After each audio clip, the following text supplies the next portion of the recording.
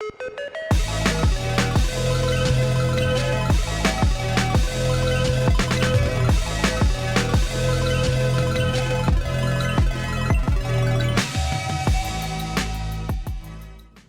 what's up guys? It's Connor coming at you with this week's devotional video. But seeing as it's the 4th of July on Sunday, I think we might need a little bit of a costume change. Whoa, that's not bad, but you know, this is David's. Not the right move. Oh yeah. Yeah, much better. Much better. Awesome. Well, yeah, so that just happened. Gotta love America. Land of the free, home of the brave. If you're related to anyone that's in the armed forces that keeps our land free, please thank them personally from me. I love the 4th of July, if you couldn't tell. Anyway, about me. So this summer has been kind of crazy. It's been awesome. I'm living in Angola at the guy's house. Living it up at Shrine. It's been a real blessing. I'm very thankful for it. The internship that I was planning on doing this summer unfortunately fell through, which is a big bummer, huge bummer. I was very excited for it, but you know, it just wasn't in God's plan for me, and that's perfectly fine, because it led to a lot of blessings, honestly. So, you know, I got to spend a lot of time praying, a lot of time reflecting in those first couple of weeks of the summer. And then I had the opportunity to go out west to like Wyoming, Montana, and Idaho, South Dakota, and Minnesota, and just all of these other places with Kaylee and her parents, which was just super awesome. One of the best experiences of my life. And everything that we saw was just so beautiful, so breathtaking, and it always pointed back to our Creator. It always just pointed back to how beautiful God is and how awesome He is. And I was just so thankful for the opportunity. So if you ever want to see pictures from that, that was incredible. Now I did find a job because, you know, you can't spend all of your time doing absolutely nothing, and money is pretty nice, especially for a college student.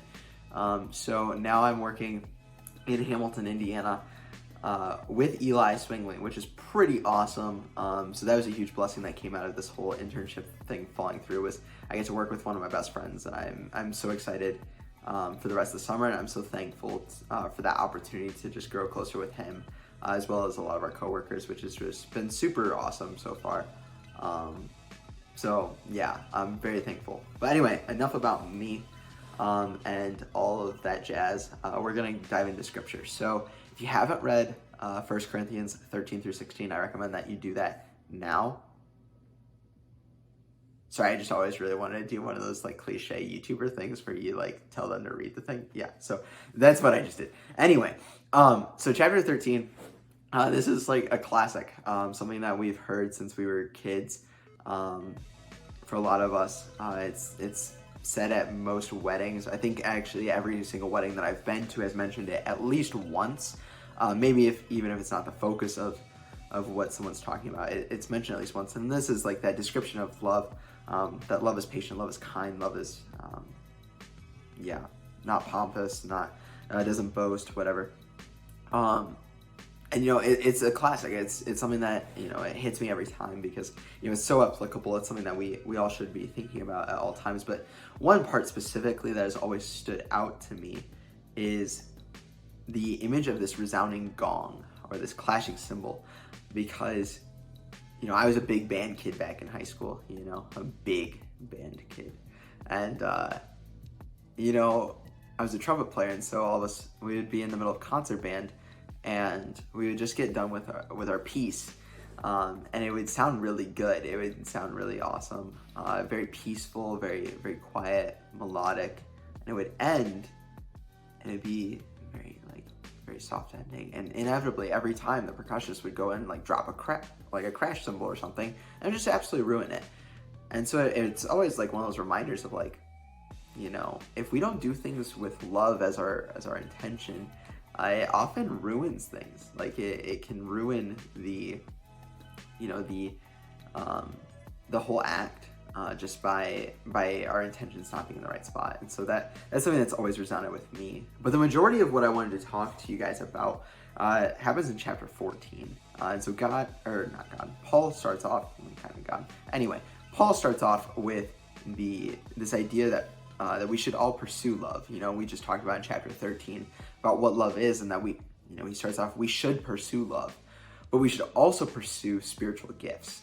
And we should do that eagerly and excitedly, which I think is awesome. Like, we all should be pursuing those gifts.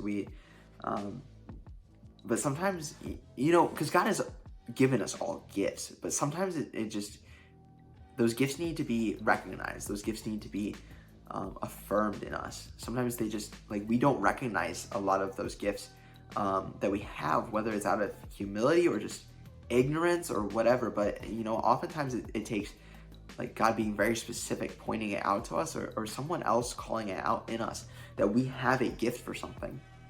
And so we should always be looking out for the gifts that God has given us, and we should do so passionately, and we should do so eagerly, and we should try to develop those gifts further so that we can continue to use them. Because Paul goes on to say in verses 6 through 12 that if we're not using our gifts for the purpose that God intended them to be used, then it's oftentimes meaningless. He uses the example of a flute or a harp, or a bugle. A flute or a harp were used for these beautiful melodies, and a bugle was used to call soldiers to war, for them to arm themselves. And if the flute or the harp weren't creating that beautiful music, or the bugle wasn't calling soldiers to war, then what was the point of using them in the first place? Paul uses this specific example further to illustrate this point of, speaking in tongues. If we're speaking in tongues and no one can understand us, what was the point of speaking in tongues in the first place? That's super cool that you have that gift and that you can use that, but if there's no one to interpret it, if there's no way for us to understand, then it wasn't worth it in the first place. So, we should be using our gifts, but we should use them for the purpose that God intended us to use them. God gave me the gift of being a musician. And so if I wasn't using that to glorify God through worship, it would be worthless. It wouldn't mean anything if I wasn't using it to glorify God. And so that's something that we all should keep in mind. My high school, another story from high school, we had this motto, and it was sewed on to every sports jersey had it on it, every t-shirt that was sold, every classroom had it. And it was the 4 letters AMDG, which stood for a Latin phrase, Ad Maiorem Dei Gloriam, which stands for the greater glory of God. Because every single thing that we did as a school, whether it was in the classroom, whether it was on the sports field, whether it was just hanging out with our friends, we wanted to do it for the greater glory of God. And that was done to different amounts of success, but we should always keep that at the forefront of our mind, that AMDG, that for the greater glory of God, I'm doing this to serve God and to serve his people, to build up the church, to build up one another. And that's what we should be using our gifts for. So that's something that's super huge. And we continue to pray for those gifts. Oftentimes we bring God these lists of prayer requests. We bring God these requests of, can you bring healing to this person? Can you bring me wisdom? Can you bring me discernment? Give me patience to deal with whatever situation. We always ask for these different gifts, which is awesome, and we definitely should. But this has been super strong on my heart recently, is how often are we showing up to prayer and we're asking for these gifts? We're asking for God to heal someone. We're asking for the gift of discernment or wisdom. How often do we actually expect God to show up? How often are we showing up to prayer and we're expecting God to work a miracle? Or are we just doing it out of obligation? Are we just doing it because, we're Christians and that's what we do? That's what we're called to, that's what we're supposed to do when we need things. We should pray, right? Are we just doing it out of obligation, or do we actually think God's going to show up? Do we actually think miracles are possible? Because if anyone knows my story, miracles are definitely possible. And if you ever want to hear that story, like please come talk to me, because it's an incredible story. But healing is possible. Wisdom is a gift that God gives us. And I think it's time that we start being bold in our prayers and actually expecting God to show up, because he does. Prayer is a very powerful tool. Prayer is probably the most powerful tool that we have in this world. And the idea that God allows us to communicate with him through prayer is incredible. And it's a gift that we should receive and we should use boldly. So continue to pray boldly, but also be humble about it, because Paul gives us this awesome lesson in chapter 15, going back to that a little bit, where he says, I am the least of the apostles. I'm not even worthy of the title apostle. You know, I've done all these horrible things, these terrible things. But by the grace of God, I am what I am. And his grace has not been ineffective. You know, God's grace is the reason that any of us are here in the spot that he's put us.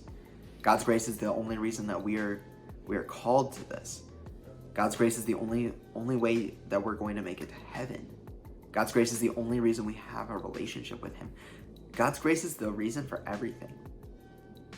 And the idea that we are, you know, that he has declared us worthy of that by his grace is incredible, and we shouldn't take that for granted.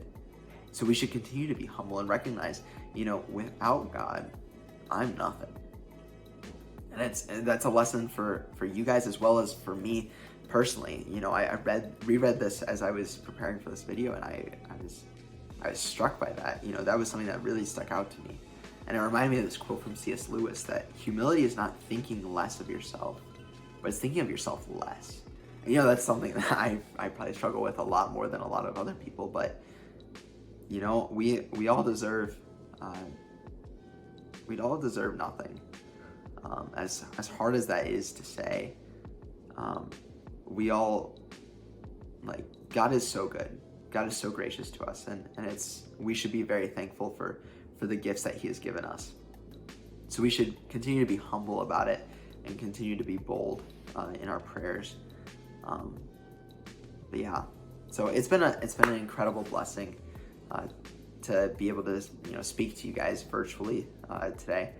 And so I hope that God continues to bless you this summer. I hope that God continues to bless you in whatever that you're doing, continues to bring you abundance, continues to bring you joy. And if ever you need anything, feel free to reach out to me through whatever.